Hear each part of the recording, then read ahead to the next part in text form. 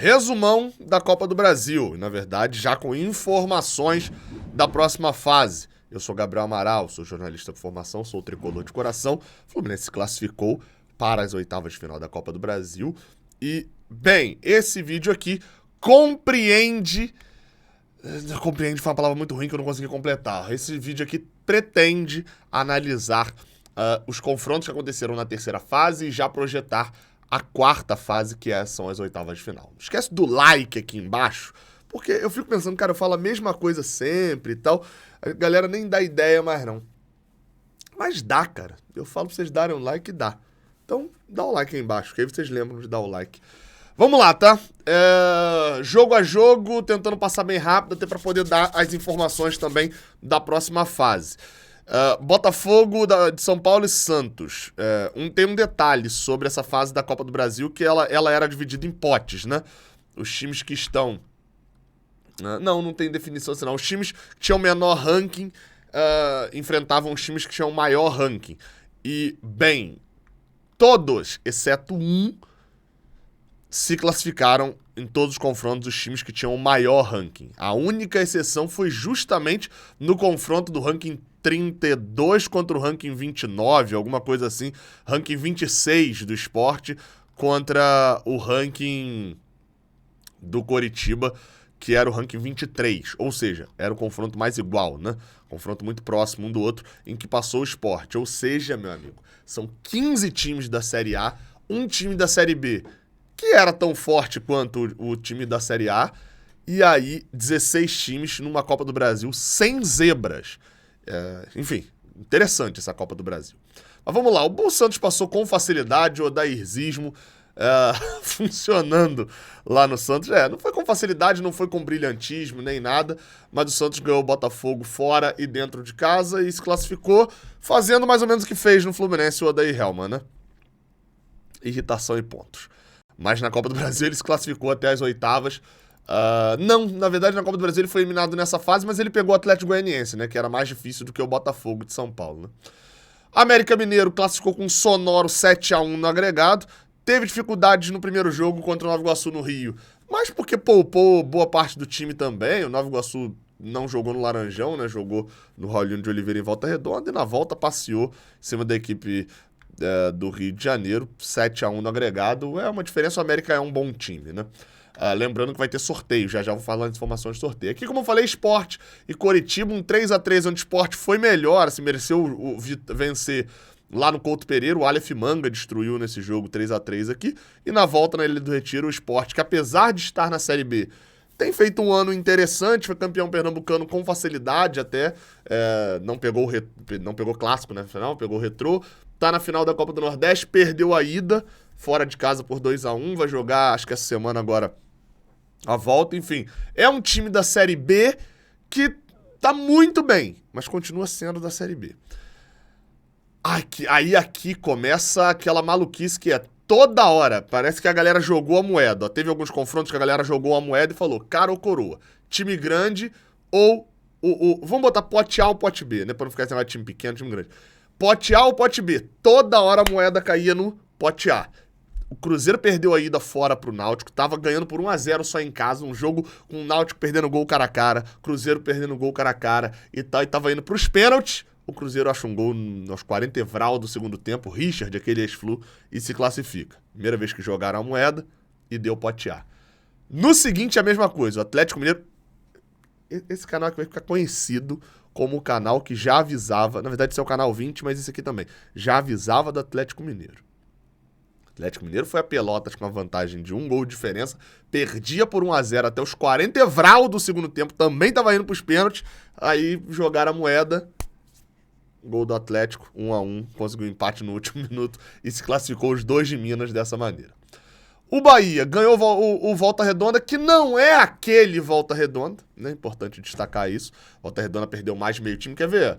Eu lembro a escalação do Volta Redonda do Carioca. Deixa eu ver a escalação que jogou lá contra o Bahia.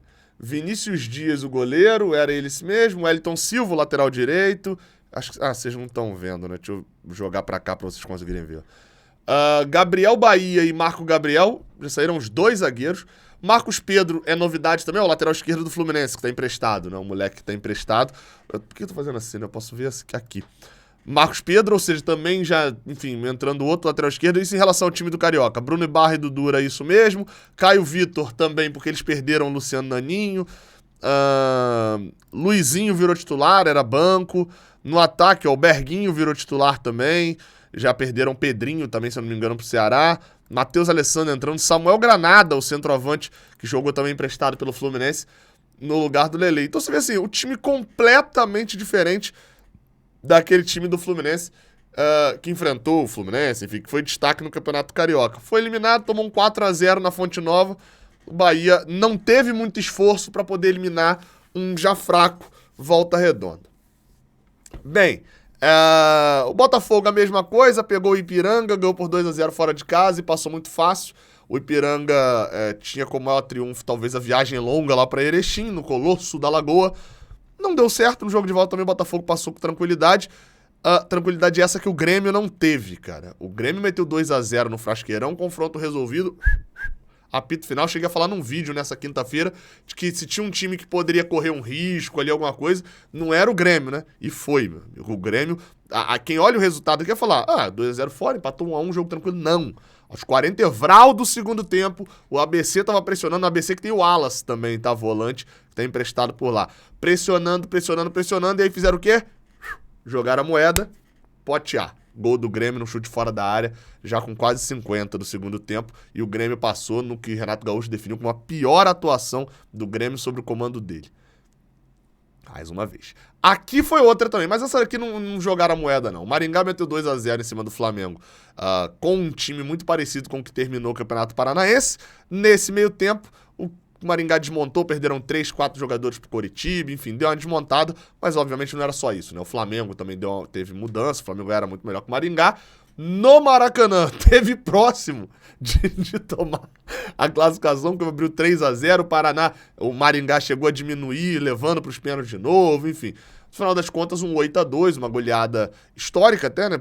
Acho que caberia até mais, o São Paulo falou isso, caberia até mais. Flamengo é aquele jogo que, se o Flamengo avançar mais 2, 3 fases, é o jogo que tornou Pedro artilheiro da Copa do Brasil, fez 4 gols, e o Flamengo se classifica. Mas assim, vamos tratar na realidade, que apesar da zoeira, das brincadeiras, o Maringá abriu 2-0, mas em nenhum momento no jogo do Maracanã, assisti uma parte desse jogo, até acho que o 5-1, o Maringá esteve perto de conquistar a classificação, não. O Flamengo fez 1-0, pouco depois fez o 2-0, pouco depois fez o 3-0, e mesmo quando o Maringá diminuiu, o Flamengo rapidamente fez o 4-1, não teve próximo da classificação. São Paulo e Ituano, esse jogo eu confesso que eu não vi nada do segundo jogo. O primeiro jogo eu vi, foi um jogo horroroso, nossa, os piores 90 minutos da minha vida. O 0-0 no Morumbi, o outro jogo não, o Ituano e São Paulo, que foi 1-0, eu confesso que eu não vi nada, mas o São Paulo se classificou. Deixa eu até dar uma olhadinha de quem foi o gol do São Paulo, porque realmente eu não vi nada deste jogo. O gol foi do Wellington Rato. Eu vi a entrevistazinha dele no final da partida, ele deu entrevista. Então assim, o São Paulo classificou, era óbvio, né? Dentro do Ituano, eu acho que correria um risco de ter uma surpresa nesse jogo, mas não teve. Fluminense e Paysandu, 2 varejos do Fluminense, 3-0 na ida, 3-0 na volta. Por 2 vezes, na verdade, esses 2 jogos eu vi, olha só que coisa, hein? E por 2 vezes, na verdade, facilmente poderia ter sido 10-0 no resultado agregado desses 2 jogos, que poderia ter sido 5 lá no Mangueirão, talvez um 4-1, 5-1 seria um resultado justo também. O Paysandu foi corajoso, e no Maracanã era para 5, 6-0 facilmente. O Fluminense lá no Mangueirão também, né? Vai falar, não, Gabriel, meu amigo, perdemos, deixaram 2 gols em cima da linha, a gente perdeu 2 gols cara a cara, né? Era para ter sido goleada lá também. Remo e Corinthians. Quando eu falei que eu não assisti o jogo do Flamengo todo, é porque eu pulei pro jogo do Remo e do Corinthians. Mais uma vez, o Remo fez 2-0 na ida, o Corinthians ganhava por 1-0 na volta até os 40 evral do segundo tempo, jogaram a moeda, Remo segura o placar? Não, deu time do pote A. Roger Guedes empatou o jogo, foi pros pênaltis, Cássio decidiu, Corinthians classificado. Corinthians passou. Você vê a quantidade de surpresas que a gente poderia ter tido até agora, ó. O Corinthians e Remo, Grêmio e ABC, Brasil de Pelotas e Atlético Mineiro, Cruzeiro e Náutico. Eram 4 confrontos que se você botasse aí, pelo menos 2 desses tivessem sido eliminados, mas não foram. A Copa do Brasil tá pesada. Outro que foi a mesma coisa foi Inter e CSA. 2-1 no Beira-Rio. Lá no Rei Pelé, o CSA abriu o placar, tomou um empate de pênalti, fez o segundo gol, e aí foi pros pênaltis, jogaram a moeda e adivinha só. Deu Internacional nos pênaltis, né? Kehler, goleiro que falhou no gol do CSA, pegou 2 pênaltis e saiu como herói da classificação do Colorado. O Fortaleza varreu o Águia de Marabá, tal qual o Fluminense, termina com 8-1 no agregado, 6-1 em casa, foi lá no Mangueirão também meter 2-0 no Águia, classificou com facilidade Fortaleza, facilidade essa que o CRB não teve. Perdão, o Atlético Paranaense não teve. Isso que perdeu fora de casa pro CRB, em casa tomou 1-0 e tomou um grande apavoro, gol anulado, pressão e etc. Conseguiu virar o jogo ficou abertaço lá e cá. Teve jogo, tá? O Atlético Paranaense duelou com o CRB, não foi aquele massacre igual tava o Corinthians, por exemplo, ou igual foi... qual time que ficou tentando dizer? O Maringá em determinado momento foi assim. Agora eu não lembro aqui exatamente qual time também só ficou na defesa tentando se defender de qualquer maneira. O Paysandu no primeiro jogo contra a gente, né? O CRB não, o CRB jogou, mas o jogo foi pros pênaltis, adivinha só. Jogaram a moeda e o Diogo Silva deu um bico na moeda, perdeu o goleiro do CRB, simplesmente perdeu, quis ser o primeiro a bater pênalti, já fez gol e tal de pênalti, bateu de uma maneira ridícula, o goleiro do Bento, do Atlético Paranaense, se adiantou, o VAR mandou voltar a cobrança, ele bateu de uma maneira ridícula de novo e o Bento pegou de novo. E depois um cara do CRB bateu na trave, também acho que foi o Anselmo Ramon, bateu na trave, e aí o Atlético Paranaense classificou. Olha a moedinha de novo aí, jogou e deu pote A. E o Palmeiras, depois de tomar um susto no Allianz Parque contra a Tombense no primeiro jogo, meteu 4-2, e no jogo de volta, 1-1, também não vi nada desse jogo aqui do Palmeiras. Vamos ver pelo menos quem fez o gol do Palmeiras aqui, da Tombense, no jogo lá no Parque do Sabiá. Breno Lopes, Palmeiras botou o Breno Lopes de titular. O Rony veio do banco, né, tava lesionado. O Palmeiras escalou um time, pelo que eu tô vendo aqui, um time mistão do Palmeiras, né? No jogo lá, John titular, enfim. Todos esses, então, são os classificados. Agora, vou até abrir aqui pelo mapinha do Wikipedia, né, que fica um pouco mais fácil a visibilidade do que eu quero falar. Estão aqui todos os classificados para as oitavas de final e os seus respectivos rankings, né, da CBF. Isso importa de alguma coisa? Não, porque o sorteio agora é num pote único. Pode dar o que for, mas lembrando, não é um sorteio já direcionado até a final. É um sorteio para as oitavas e para as quartas de final a gente vai ter outro sorteio. Essa sequência aqui mostra que pode ter, por exemplo, tá? Um Fla-Flu, São Paulo e Corinthians, Santos e Palmeiras, dá para montar mais clássico aqui, Cruzeiro e Atlético, Inter e Grêmio. Dá para montar 6 clássicos aqui. E ainda dá pra meter um Sport Bahia forçando aí, que seria um clássico regional, né? Um clássico dos... Ou Sport... Sport Bahia acho que é um clássico maior até do que seria Sport Fortaleza ou Bahia e Fortaleza. Dá pra montar aí pelo menos 7 clássicos de peso e dá pra montar Botafogo e América Mineiro, né? O clássico da rivalidade dos menores dos 6 estados. Mas, cara, falando sério agora, eu botei essa parte aqui pra poder mostrar o seguinte. Olha a questão do ranking da CBF, cara. São 16 times nessa fase. Pra vocês terem noção, dos 16 primeiros, que seriam, na teoria, os 16 melhores times ranqueados na CBF, só 2 estão fora dessa conta.